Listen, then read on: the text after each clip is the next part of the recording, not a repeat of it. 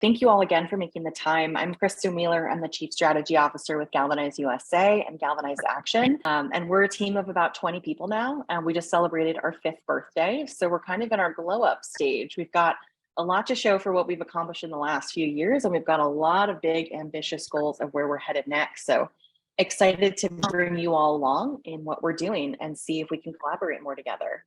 I think, just to set the table a little bit about who we are and where we came from, it feels like we're having the same conversations every year. Yet again, our fundamental rights, our democracy is still at risk. And it's just a different tune, but it's basically the same day every single day. There's something else that's being taken away from us, or feels like democracy and what's underfoot is starting to get harder to hold on to. And that foundation is becoming really unsettling. And so Galvanize really came about 5 years ago, really as an antidote to the toxic polarization that we're seeing in this country. We know that there's people who have very strong feelings on both sides of the aisle, and yet it seems like our country is really not progressing forward. And so our founder and executive director, Jackie Payne, came out of the 2016 election, like most of us, looked around and said, what happened? How did we get to this point? And specifically, not just who we voted for as a country who ended up winning the presidency, but what he stood for. He told us he was going to be racist. He told us he was going to be anti-immigrant. He told us he was going to be sexist. We knew all of those facts going into it, and yet still the majority of the country voted for this person. And even more specifically, the majority of white women voted for this man. And so we have a lot to reckon with in this country. And we know that there are an incredible amount of organizations that are doing all of this work in the progressive space to move us all forward. And what we found was that there was a huge gap with moderate women who are predominantly white, and they're in the middle, and they're feeling like, I'm sick of the bickering on both sides. It kind of feels like you're at the dinner table, like trying to separate your siblings from fighting or your kids from fighting. And they just weren't interested in that. And there's a lot of reasons I'll get into around why we think our audience is headed more towards authoritarianism and the success we're having in pulling them back from that and bringing them toward the light of progress. That's not just good for them and their family, that's good for all of us. And it's not all bad news. We've got a lot of wins under our belt in previous years in our modern history. We're certainly making strides toward creating a better America that works for everyone. And so we don't want to lose sight of those victories. We don't want to lose sight of the progress we are making. But more and more, it is feeling like it's a losing battle and our rights are being stripped from us, not just reproductive freedom and reproductive justice, but now trans rights, LGBTQIA rights, just these fights over our kids between teachers and parents. All of it is feeling very chaotic and out of control. And that's a huge piece of what we're learning, is really triggering our audience to actually be pulled further and further away from progress toward the right. So we'll talk more about the approach we take to really dive deep into those internalized barriers, because we think it's really important at Galvanize. Yes, we need to win for the short term. And so we look election over election, every cycle, about what's it going to take so that progress can win again, that we can continue to defend it in places or win it back. But then also, what's the work we're doing now so that 5, 10, 50 years from now, we can look back and we've made generational shifts. And it doesn't feel like it's just a whack-a-mole game of like, oh, it's every year we're trying to just trudge forward. So we're really holding both of those at Galvanize, and we take that long-term year-round approach with our audience, and we turn up the dial when we need to, when things are really on the line each election cycle. And so what we've realized is that, like I said, there's these folks in the middle who are predominantly women and caregivers in this country. We've identified 24 million moderate women who are just stuck in the middle. And over the years, all of our research has showed us that the biggest barriers that are holding this audience back, these 24 million moderate women back from reliably supporting progress, so not just a one-off, but truly joining this multiracial coalition for democracy and for progress for all, is outgroup derogation, internalized sexism, and racial resentment. And so all the research we do, all the messaging, the programming, the content, all the work we do to reach our audience year-round is really rooted in working to untangle and really bring to light these barriers. And so we don't just ignore them, we don't just shove them down, but we're really focused on how do we get at the core of what's true about our audience and who they are, who they want to be seen as, and not ignore these barriers and these shadow sides that we all have. Not to say that our audience is that unique. We all have a level of internalized sexism and racism in us. Our audience just on average holds more of it than the average woman, than the average American. And so we're really looked at that. And I'll show you a little bit more about the psychographic model that we came up with. But to put that into context, we're like, okay, well, that's 24 million women, but there's 300 plus million people in this country. Like, is that really big enough to move the needle? And the answer is yes. If you put all the voters in this country in a pie, white women make up 40% of that pie, which is a huge slice of it. And for comparison, white men are a little bit below that.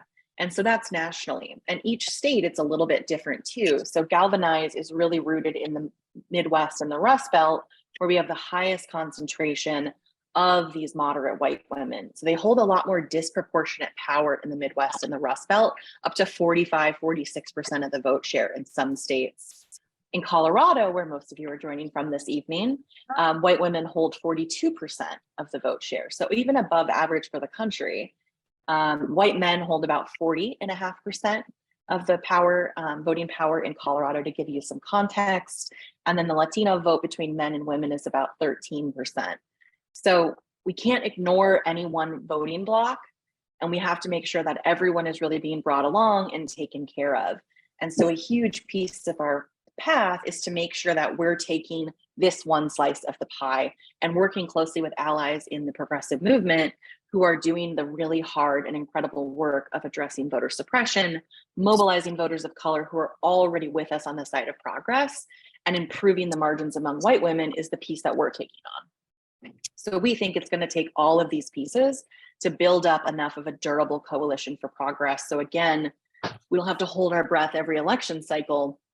We can go into it feeling really confident that we've got the votes, we've got the numbers, and that progress will continue to win, and we'll continue to move the needle on that together as a country. So the foundation of what we do is all about deeply understanding our audience. So once we understand our audience, it unlocks a whole host of possibilities. I'll cook for that. See if folks wouldn't mind muting. Let's see. Okay, there we go. Thanks so much. So what we found is that better understanding our audience, and not just how we see them, but how they see themselves, has been the biggest recipe to success that we've had so far in the work we've done over the last 5 years. And so this is an example of a psychographic map. So if you think about one voter as an iceberg, you know, the water level is here, you only see a very small portion of that voter. And typically what you're seeing is their demographics. So you're seeing what race they are, what gender they are, what age group they are, where they live. And those things are important, but they're not the most critical pieces to understanding how to move somebody and to open up their heart and mind to a new perspective or to influence them over time. So we use psychographics to really understand everything that happens below the surface. So what are our audience members' hopes and dreams? When they close their eyes and they imagine a world in which they and their families are better off, what are the images that come to mind? What do they think about when they wake up every day? What's the thing that keeps them up at night? Those are the pieces that we found to be the most fascinating and the most helpful and effective at addressing and moving our audience toward progress. So a few years ago, we worked with one of our research vendors, Grow Progress, to develop this really intense looking map. I swear there is a lot more to it than just a bunch of dots, but essentially what it shows you is on the left, you'll see some of the traits, and often them are barriers that our audience holds. The bigger the dot, the more true it is about that audience member.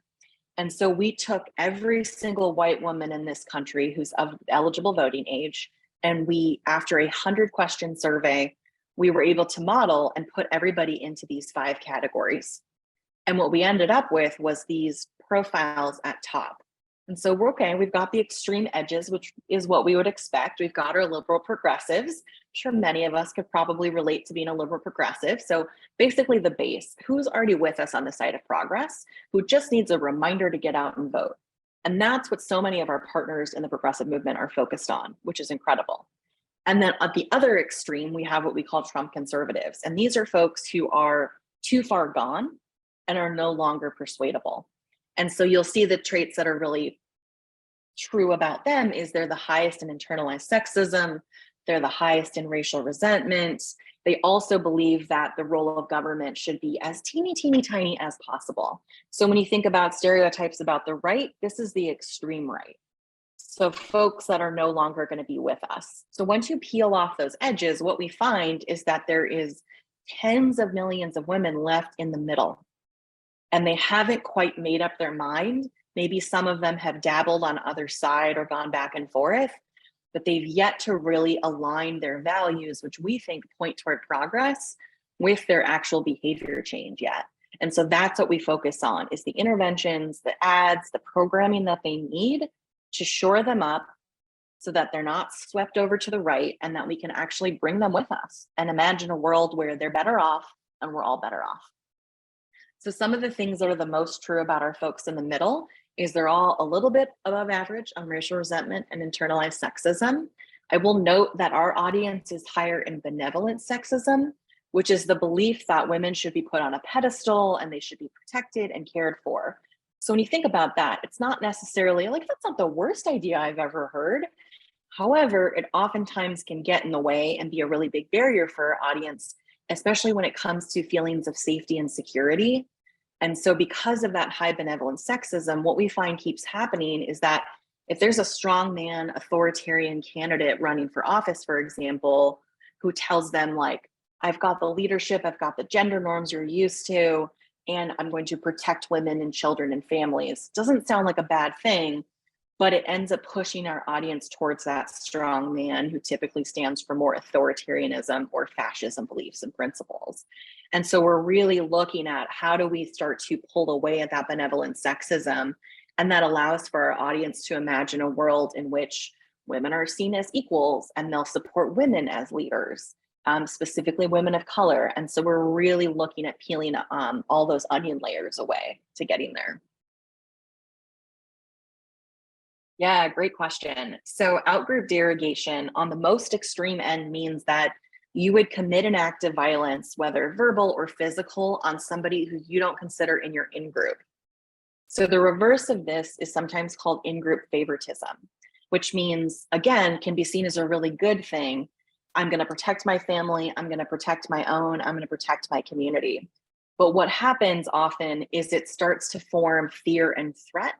And so if you're higher in outgroup derogation, the little piece in your brain that tells you, they don't look like you, they don't sound like you, and the threat wall goes up, that's what ends up happening with our audience. And so a very extreme example of outgroup derogation is insurrectionists who stormed the Capitol steps on January 6th.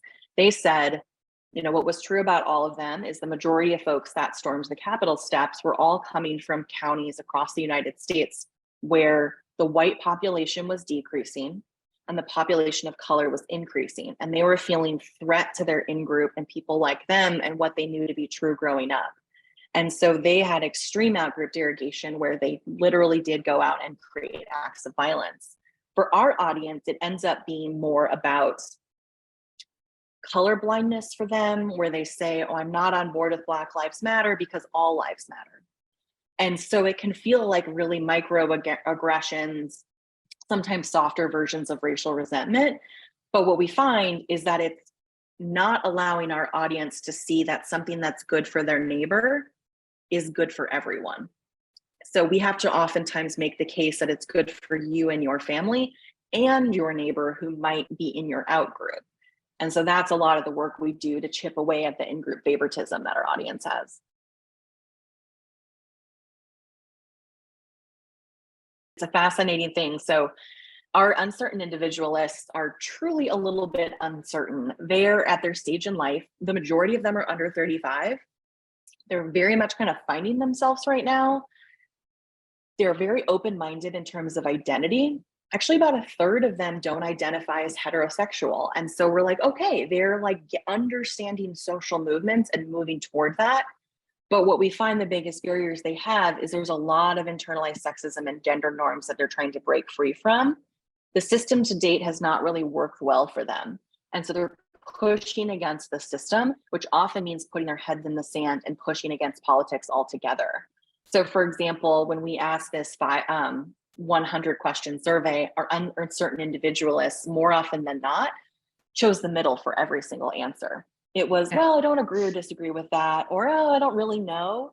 And so they're very much make up this whole new collection of voters in our country and non-voters who are just feeling like, what do I get out of this? Why should I participate in a system that hasn't done anything for me?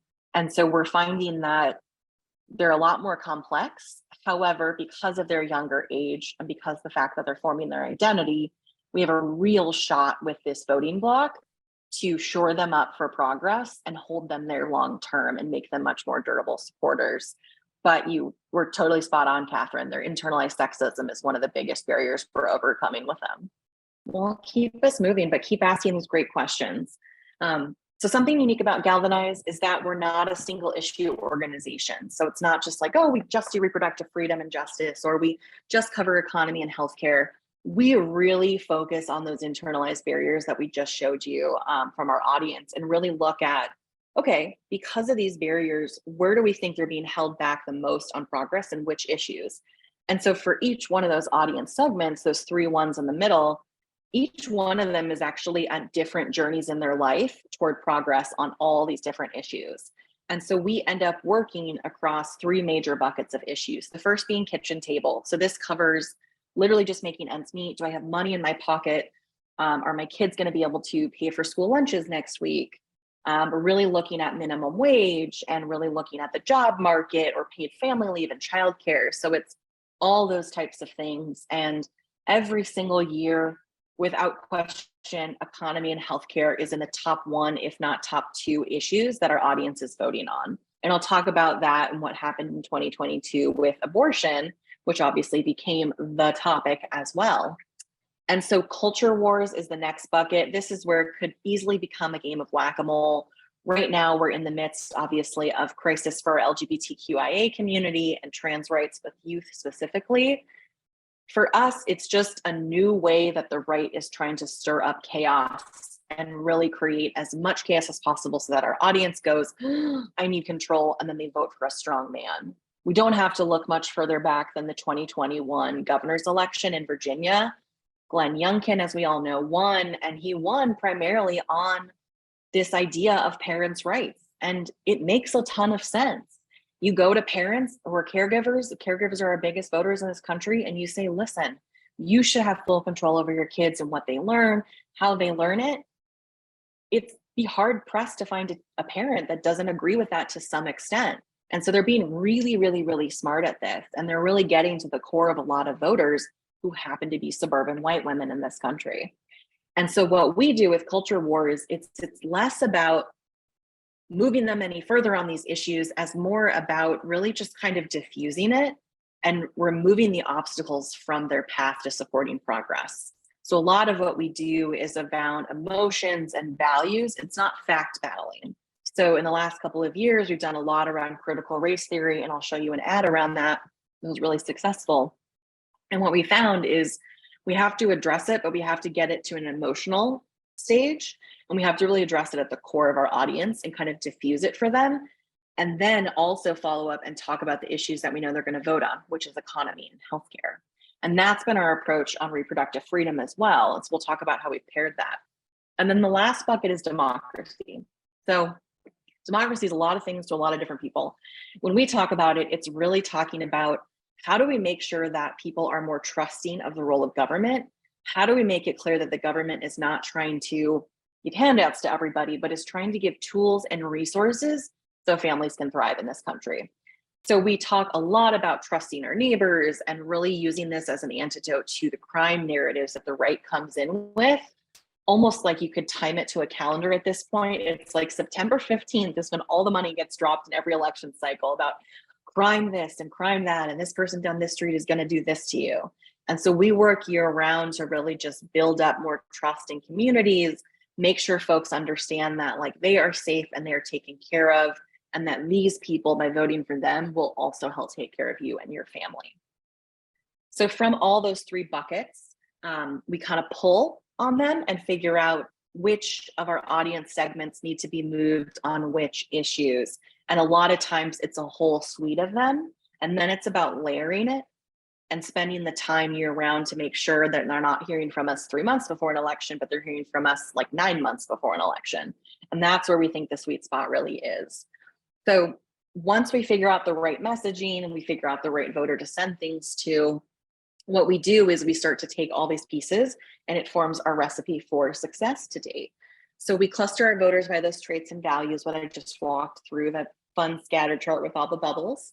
And then we take all the other data we can access from voter files, consumer data. This is where it gets like, ooh, that's a lot of data you have about people.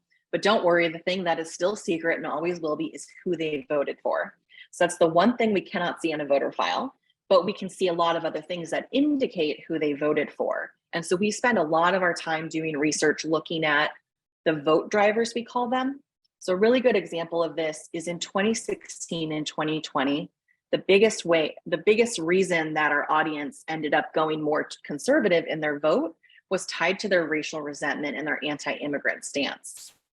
In the 2022 midterms, our analysis that we looked at, looking at a whole host of data, was that the biggest correlation of our audience saying, I would vote for Trump again in 24, was their anti-trans stance.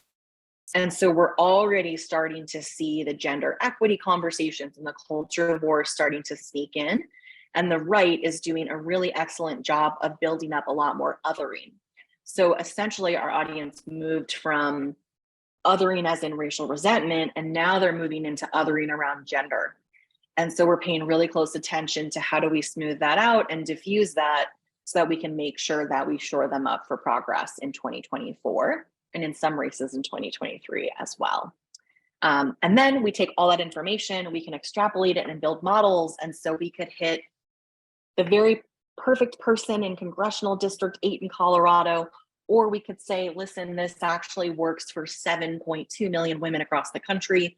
Let's blow this ad up and expand it to everybody. So we have the ability to do a lot of micro and macro targeting, and we do all of our persuasion efforts on digital as well. We find that targeting the right person, not just broadcasting it on TV, is much more effective for our audience because they have a really strong, as we've said, benevolent sexism. So if you're sitting on a couch next to your likely male spouse watching an ad, there's a permission structure that happens. And he may turn to the wife and say something like, that's BS or blah, blah, blah, blah, blah. So we find by targeting our audience when they're on their phone, when they're on their iPad, when they're watching Outlander on Hulu, when they're playing Bingo Bonanza on their phone, is much more effective, and it gets into their subconscious. It creates more vulnerability, and it actually opens up their heart and mind to be influenced better. And it's not a one-off. So typically when we run campaigns, the sweet spot is about 9 to 11 touch points in a week. And so we're running multiple ads in multiple different versions on multiple different platforms. And we do all of that over time. And last year we ran a 7-month randomized controlled trial, which is the gold standard for measuring any campaign work, especially persuasion work. And in that experiment, what we found was that at the end of 7 months, all the way through the election, our audience across the board between Wisconsin, Pennsylvania, and Ohio moved 8.3 percentage points more likely to vote for the Democratic Senate candidate. In Wisconsin alone, it was over 11 percentage points. And a net vote, which means if you subtract the Democratic vote from the Republican vote, so truly what happened, was 14.1 percentage point movement, which is incredible. The average persuasion movement in a Senate race is 1 percentage point. So we were 8 times more effective than the average percentage point. And what we saw was that the movement actually happened in like April, May, June. We moved our audience early, opened up their hearts and minds, and then just held them there and kept talking to them. Every time an issue would come up, every time the reproductive freedom kind of shifted in this country because of Dobbs' decision, we shifted with that. And what we did was every 2 weeks, we asked the same panel of women questions. And that gave us a pulse check on how our audience was doing. And from there, we made strategic decisions about what they needed to see next, what they needed to hear next, who they needed to hear from. And then we just held them there through the election. And they only got ads that said, this is the candidate that you should vote for in the last 6 weeks. We don't mention a single candidate's name in the 7-8 months running up to an election. We find it's actually much more effective and a higher ROI and value for money to not mention any candidate names. It's also, I think, built longer trust with our audience. And over time, it's something that we can sustain much more easily. And we don't have to rely on candidate names or election cycles every single year to do that work. So all of those things combined has really made us effective at moving this audience. And what we're finding is that there's so many more lessons we can be learned in here.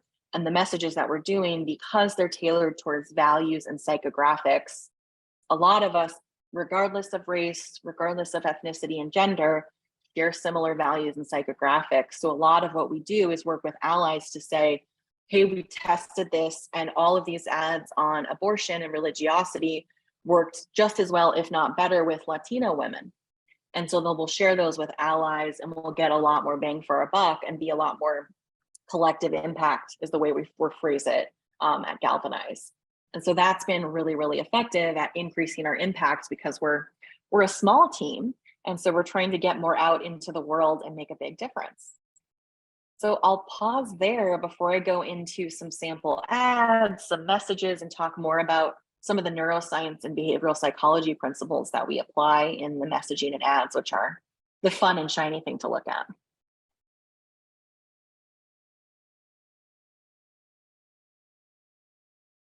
When we start off and we do that psychographic modeling, so a modeling essentially tells you, cool, there was this many apples in the bucket, we're going to put all the apples together. This many oranges in the bucket, we're going to put the oranges together. And that's how we ended up with those 3 middle segments on the plot chart with all those bubbles. And so what that does for us is then we go say, let's apply what's true about those people to the entire voter file. The voter file is essentially like, it's your file that follows you around from the day you're first registered to every time you re-register or move, every time you vote. And you can attach anything you want to a voter file. And so every research, every organization, every firm ends up creating basically their own proprietary version of a model that tells them, these are our people, this is what we need to know about them. Oftentimes those models are demographic based. And so they live in a rural area, this is what their household income is, this is what they look like. And so we have decided that the psychographics are much more important. So we went and created these custom trait models. And so now I can look up any single voter in this country and tell you, this is their level of racism. This is their level of sexism. This is the values that they hold. This is the consumer data. They own a house. They live in a household income under 100K, things like that. And so we look at all that data and then we go into the lab and we write messages based on what we know to be true about our audience. We lab test everything multiple times. So when you're in the lab, what you're doing is essentially, I'll show an example. This is a message we wrote around critical race theory. This is a true story based on our founder and ED's grandfather and his story. So we wrote this message, we put it in a lab, and essentially one person will see this message, a totally different white woman will see like a message about like a Geico ad, like a total placebo. And then after each one is exposed to a treatment or a placebo message, they get asked the same questions. And those questions are around the issue we're trying to move them on. So for example, this one was about how much they support or don't support our children learning about race and discrimination in an open and honest way in our public school system. And so as you would expect, if you just got to see a Geico ad and then get asked this question, you're going to get a very realistic idea of how they actually just feel about the issue. For the other person, what we hope to see is, oh, I just got exposed to this ad. I'm rethinking this topic now. And so what you're seeing is movement against the placebo. And so, for example, this ad moved white women in this country 34 percentage points, conservative white women, to say, you're right. After I saw this ad, I'm much more likely to say, yep, I do support teaching about race and discrimination in our public school systems. And so we do that at scale. So thousands of women are in each of the treatment and control. And after we run a few of those, we then turn these messages into pieces of creative, which I'll show you an ad for this one next. And then we go to the lab and we do the same thing. And sometimes what we do at that point too, is if it's a really hot topic, like the culture wars, is we'll do an opposition test. And we'll say, well, the ad's good on its own, but we know our women are watching Fox News. So what happens if they also watch something from Fox News about critical race theory and they see our ad? Do we neutralize it? Or do we actually move them further, or do they have backlash? And so we get a little bit of everything. And so we try to do as much tinkering in a safe lab setting where it's not wildly exposed yet. But then once the lab setting is done, we move our best things into the field. And this is where we get back down to individual targeting. So we create individual lists of, when we run tests, we say, okay, who is this ad work for? Is it work for our uncertain individualists? Okay, within our uncertain individualists, does it work best for uncertain individualists in rural or suburban areas? So we collect all those data points, and then we take that and we filter the voter files and we say, okay, who are those people that this will work with? And then we pull that voter file list, and then I go on the back end to Hulu, Meta, TikTok, and name any digital platform. And we find them online, and then we serve them those ads. And so that's how we go from like really big to a little bit smaller to the exact same person. And then we can bring that back out and say, okay, how many of those people saw our ads? And what we do in the field then is we do a field experiment. And so we randomly pull a few thousand women who are blocked from seeing anything. There are field control, just like the women who got a Geico ad, they won't see anything from us. And then we have a few thousand women who are in our treatment group.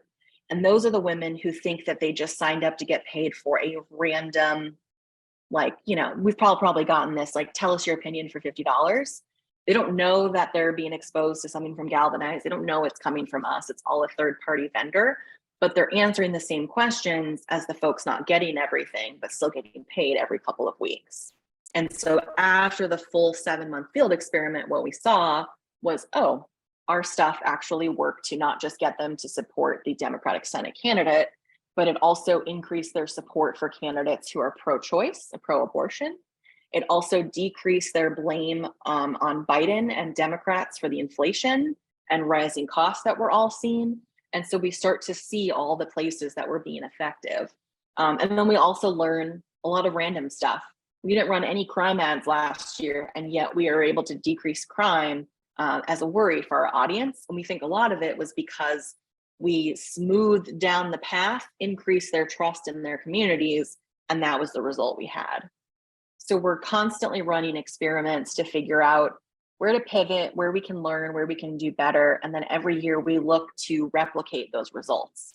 It's nice if we do it in a one-off year, but if we can show year over year, we can replicate the results and improve, then we're really on to something that we could actually package up and expand on.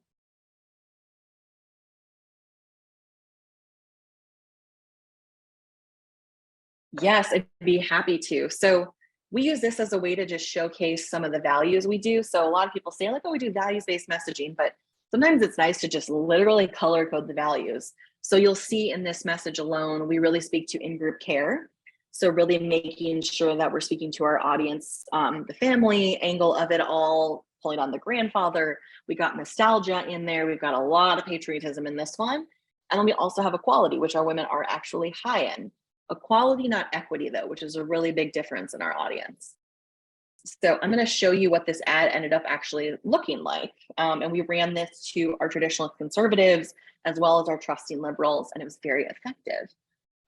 Wave your hands if you're not hearing the sound, but I think I did it right. When my grandfather's B-17 bomber was shot up in World War II, he and his crew were saved by the Tuskegee Airmen, an all-black segregated unit. Pop always said those guys never got the respect they deserved, and he urged us kids to always stand up against discrimination. We need to learn from our past so we can continue to make our country great.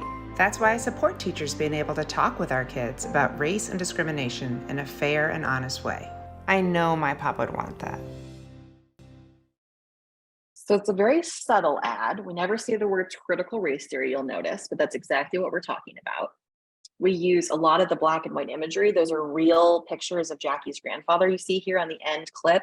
We use real images of the Tuskegee Airmen that saved him. We also, subconsciously put in Jackie's kids to really signal Jackie's a caregiver. She's a good mom. You're a good mom.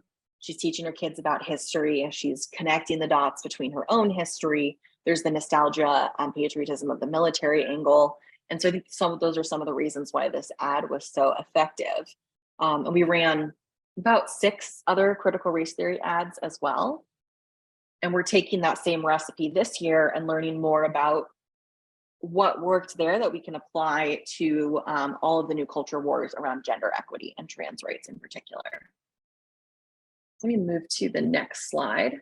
So this is an ad that we did a version of it before the Roe decision. So we launched our experiment and our tracking surveys where we were getting pulse checks with our audience, actually even before the Politico leak happened. So we got a really good baseline of our audience was starting from last year. And then as things were shifting throughout the summer and the fall, we made different versions of different ads, but this is one of our favorite ones. My faith teaches me to have compassion for the complex decisions that each person must make in their life. I believe that the decision to become a parent is deeply personal and that a woman has the right to make reproductive decisions with her doctor, her family, and her faith. It's not my place or the government's to tell her what to do. And that's why I support upholding Roe v. Wade. So this version came out obviously before the Dobbs decision came out, and then we made a new version that talked about how we need to come back together and codify a new version of federal protection for everyone. And one of the reasons we like this ad so much, this is Nancy, and you saw her husband, you saw her daughter Emily and her grandkid Van, super cute kid, is Nancy comes from a place of faith. And what we learned from our audience around abortion in particular was that faith was a huge piece of what was holding a lot of our audience back, but even more so is their compassion was always higher than their faith. And their wanting to be judgment-free was even bigger part of who they were than their faith. So in this ad, we were really trying to showcase that a lot of our faiths tell us not to be judgmental of other people. Our audience are not the ones that are going to say, I wake up and think about abortion every day, I would have an abortion for myself. Quite the opposite. Most of our audience has told us, I could never consider that choice for myself. However, if my cousin, if my friend, if my daughter, if my sister needed it, I would want them to have access to that. So all of our abortion ads were very third-party journey. I'll send you the link so you can see all of them. We ended up running quite a few in Michigan to help win Prop 3 there. We sent a lot of these messages to our friends in Kentucky and Kansas and Montana who had similar reproductive rights happening as well. We're already re-upping and testing stuff for the Ohio ballot initiative that's likely to come up this November. And so what we find is that our audience is actually less entrenched on abortion than we thought, but it doesn't make up their full identity. So our most left-leaning audience segment, those trusting liberals who are over the age of 65, they remember the fight for Roe still. They will 70+% of them will say they have a pro-choice attitude towards abortion. However, if you ask a follow-up question and say, yeah, but how mobilized are you? How much is it your identity? Are you going to vote on this issue? It drops down to 22%. So there's a huge disconnect between your attitude of being pro-choice and whether or not you would actually vote on it or be mobilized to vote on it. So that's why we've always followed up and had this idea of it's got to be economy and. So we have to always go back and talk about economy and healthcare and also talk to them about the culture wars, about reproductive freedom. We can't just consider them to be single issue voters on abortion. Just because we're women doesn't mean it's galvanizing all of them. And that's a huge lesson that we've learned in the last year that we're carrying forward into this year. And so an example of what would happen is this ad would get sent to our audience, but they would also see this ad, which helps to satisfy some of the challenges and fears they have around the economy. This is Crystal from Ohio. The last couple years have been really hard. Everyone we know has struggled, but the child tax credit and COVID relief helped us buy groceries and make ends meet while I was home with the kids during the pandemic. And then when they went back to school, I helped support our family as the building's full-time substitute teacher. When you're doing everything right, but life throws you curveballs, you need to know that the people you vote for have your back. It's crazy to think there are public officials who don't support working families like mine. So we found that sweet spot is combining all those pieces together and making sure that they know who's got their back, who's going to help put money in their pockets, food on the table, and they know that their freedom and rights aren't being stripped. And so we're really satisfying all the different needs that our voters have by not going single issue. So that's been a bit of a recipe for success for us as well. And also just the fact that our ads are all volunteers, they're real people themselves. They're not paid actors any of the time. And we try to really just infuse little things, if you watch them over and over again, you've got to start pick up on it. In all of our ads, we specifically say, like, don't clean your kitchen. Like, we want to see the bills and the homework on the table. And like, we really want it to feel like you're sitting down at the table with them. We did an entire series in Wisconsin with women sitting around the table drinking iced tea. And it was funny, after like 8 hours of filming, you could just see the ice cubes melting. But there was just rich conversations, and you're just kind of get to watch them have conversations and figure out what issues matter to them and what they're going to be voting on, in a way that's not very threatening, and in a way that is more values-based and emotion-based, which is, we all like to think we're super rational beings, but we're not at all. We all vote and make decisions, and all of our behaviors are very emotionally triggered and triggered by the heart. And so we're always looking at that aspect of our audience.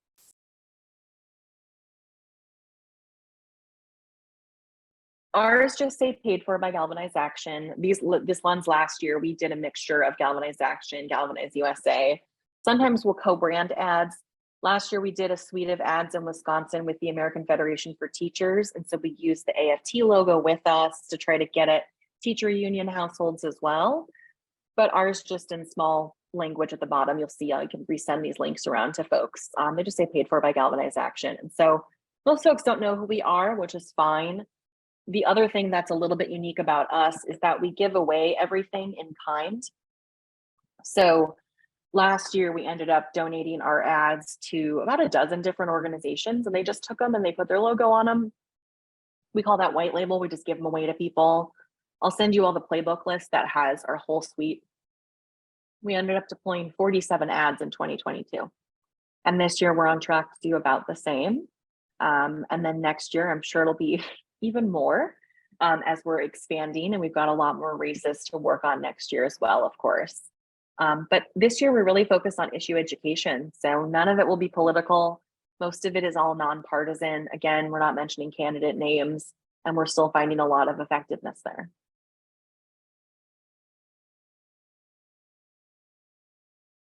About 70% of our ads ended up getting placed on digital platforms that are sometimes called first party or addressable, which means who here has ever gotten to an article and it says, like, watch this thing all the way through so you can watch the rest of Rachel Maddow tonight. That's me every single week. Those are sometimes our ads. Or if you're scrolling through a Cosmopolitan article and it says to unlock this free article, watch this ad. Or if you're on a free version of Hulu, which is a lot of our audience, their household income is under 75K on average. So they're on a lot of the free ad platforms. Interact with this ad, watch this 30-second ad, and we'll give you the next 3 episodes of Outlander without commercials. And so we're there as well. It can also pop up on your phone. And so if anybody plays games on their phone, our audience are really into games, whether it's like Bingo, Bonanza game, which is really popular with them. There's also a couple of other ones that are really interesting and speak to their benevolent sexism, their caregiver games. Like, can you hold laundry in your hand while also cooking dinner and putting the kid to bed is a game that our audience plays. I'm not even making this up. And so before you get to go on to like level 2 of can you carry a kid on your head while also holding the laundry, please interact with this ad and you'll get it for free. And so it's pretty fascinating just where we find our audience online unlocks like a whole new set of information about who they are and what they care about. And so what we're trying to do this year, we're actually implementing a randomized controlled trial experiment, which is micro-targeting. What if we make the ad so specific to you and what you're doing online that it sort of blends a little bit? And so we're going to try it and see if it gives us any more effective results. In off-cycle years, we try to be a little bit more innovative and try some more wild stuff.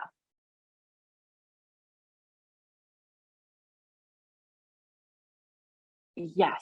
So 15% usually ends up on Meta, which is Facebook and Instagram now. And their filters and their ability to target the correct audience is getting worse every year. So we're slowly moving a couple of percentage points away from Meta and for ethical reasons every year. And so what we do on platforms like that, and then the other 15% is typically on like a TikTok, if it's a C3 nonpartisan ad, or YouTube, where you can't find the exact person. So what we'll do is be very specific about which ads we put on that 30%, because you don't have as much control over which audience is going to see it. We don't put any ads that could have any backlash effect on like liberals, for example, if they saw it, or accidentally move more conservative women more conservative. And so we put the more tailored, hard-hitting persuasion ads on the 70%, and then the 30%, it's more things like this one that we just saw with Crystal talking about how the child tax credit from Biden helped her family.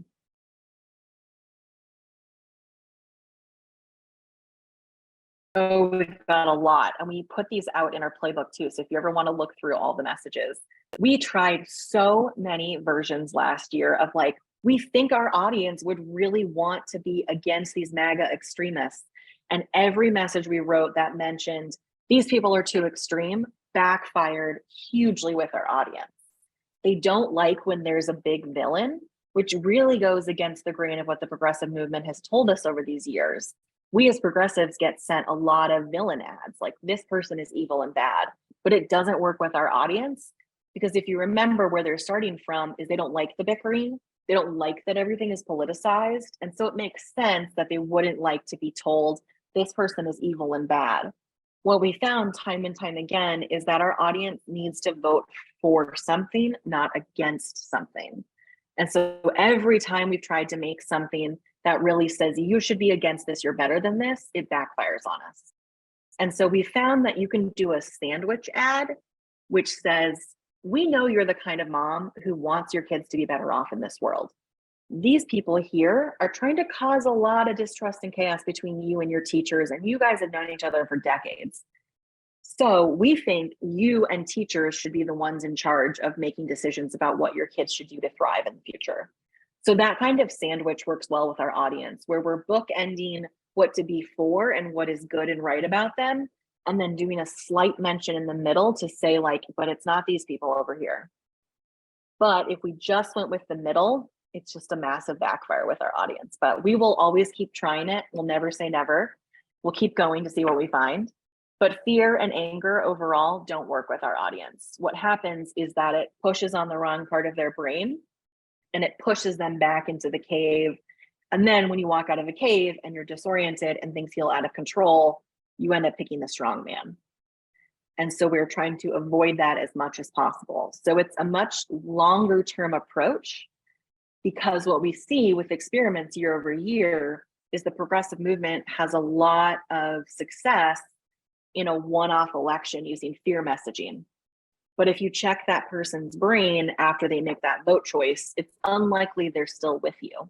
And so we're not just trying to win one election, we're trying to win it for the long term.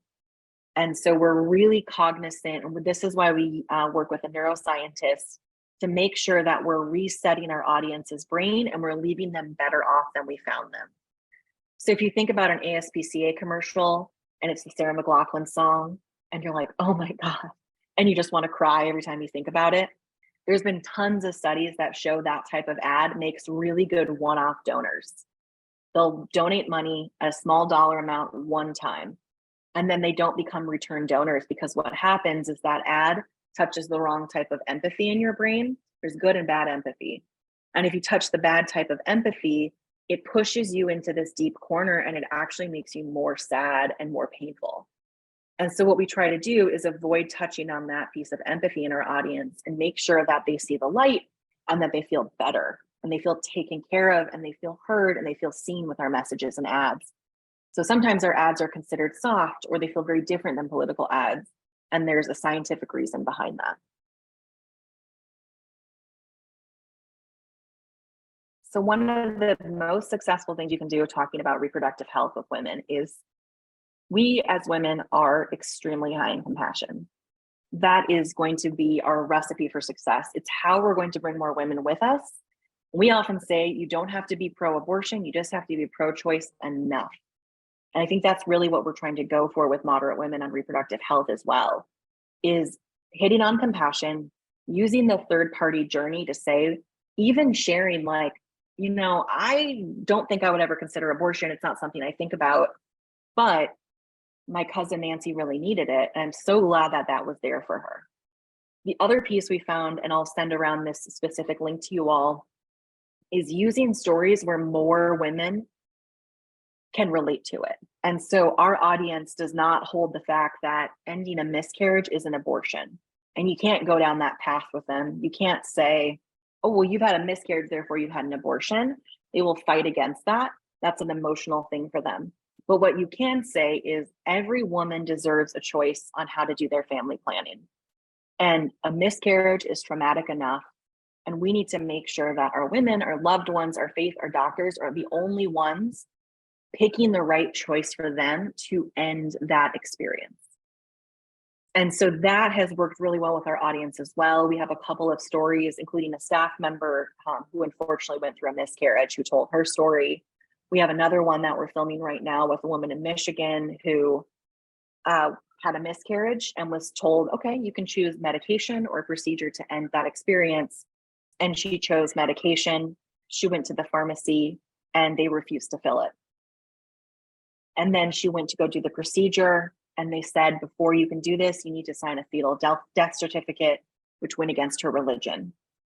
And so we're finding those types of stories where it feels like when things are hard already, they don't need to be made any harder by our government. Work really, really well when it comes to reproductive health. Our women also really love the status quo. So as we saw the wide sweeping amendments and ballot initiatives on reproductive freedom that won last year, a big piece of the reason they won was, yes, people care about this issue, but secondly, we don't like when things change. So after 50 years under Roe, to have that big of a status quo shift is really unnerving for our audience. And it becomes a slippery slope in their mind that other freedoms and other rights could get taken away. So bringing it back to, we've had this for a really long time. Why are we messing with this right now? Each state shouldn't have to do something differently, works really well as well.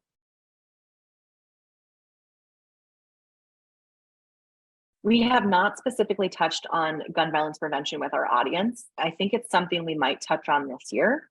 What we found is that our more left-leaning trusting liberals are the ones that are being some of the most impacted by it as well. Like they actually feel like this could really happen to my grandkid or my kid, and it's very visceral for them. Whereas our traditionalist conservative audience holds it more as, this is the thing that exists in the world, but I'm pro Second Amendment, therefore I'm not gonna rattle it. And so what we're trying to figure out is what's the best way in.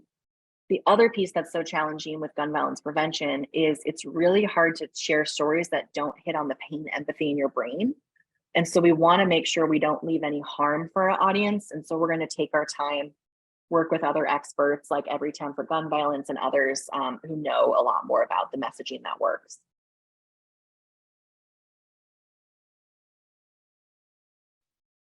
So we are happy always to advise or pass over any trainings we've ever done. So we've trained about 110, 150 now deep canvassers. Deep canvassing is essentially, and we do it all by phone. The pandemic kind of forced us to, but then we also learned that actually the ROI was a little bit higher than door knocking. And deep canvassing is essentially this incredible experience if you can get somebody on the phone with you where you get to unpack your cognitive dissonance and figure out, why do I feel this thing about this? My values say this thing. And you're just helping the person connect the dots through storytelling. And so you end up becoming an incredible storyteller. You learn how to tell your story. You learn how to hear other people's story and what to listen for to pick up on. And so you're not fact battling with them. You're essentially going through this journey with them using stories to bring them from I'm a 5 voting for this person to bringing them to I'm a 10, I'm going to vote for this person. So we've done that. We've also trained online digital moderators as well. So we're kind of always looking for what other folks are interested in doing. We've got a lot of tools and resources in the playbook. And so if you all are ever interested in canvassing, deep canvassing, phone canvassing, etc., or actually handwriting postcards, things like that, we can pass over to you all. Here's the messages we've already tested in the lab. Here's what's worked in our experiments. And you can apply these to whatever grassroots tactics y'all are doing to move folks in Colorado. The other thing we offer to folks is we're always happy, again, to do briefings like this for people. If there's anything else we can take a look at and support you on or hand over to you all.